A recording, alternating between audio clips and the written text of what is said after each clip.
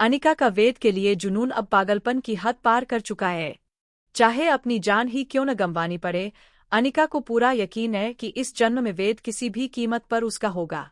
लेकिन सच्चाई यह है कि वेद का दिल सिर्फ और सिर्फ सरू के लिए धड़कता है।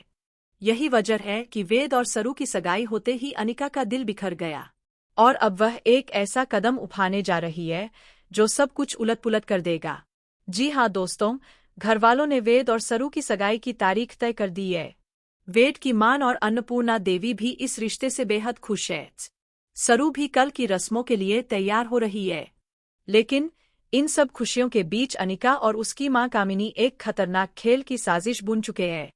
संगीत तेज। रात के अंधेरे में सुनसान सड़क पर अनिका खून से लथपथ और बेहोश पड़ी मिलती है।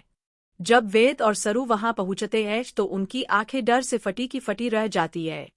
सरू हड़बड़ाकर चिल्लाती है, वेद, हमें इसे तुरंत अस्पताल ले जाना होगा। और वेद भी घबराए हुए उसे अपनी बाहों में उठाकर कार की तरफ भागते हैं। अस्पताल पहुंचते ही पूरा परिवार इस चौंकाने वाली घटना के बारे में जान जाता है। सभी सदमे में डूब जाते हैं। क्या सचमुच अनिका ने खुद को मारने की कोशिश की, या इसके पीछे कोई और खेल है? यही सरू को एक और झटका लगता है। वेद उसे बताता है, सरू, तुम्हारी माँ मुंबई में ही है। हम उसे गाड़ी में अपने साथ लाए थे, लेकिन अचानक वह गायब हो गई। अब सवाल यह है कि अचानक सरू की माँ कहाँ चली गई? क्या इस पूरी कहानी के पीछे भी अनिका और कामिनी का हाथ है, या कोई और बड़ी साजिश छुपी है?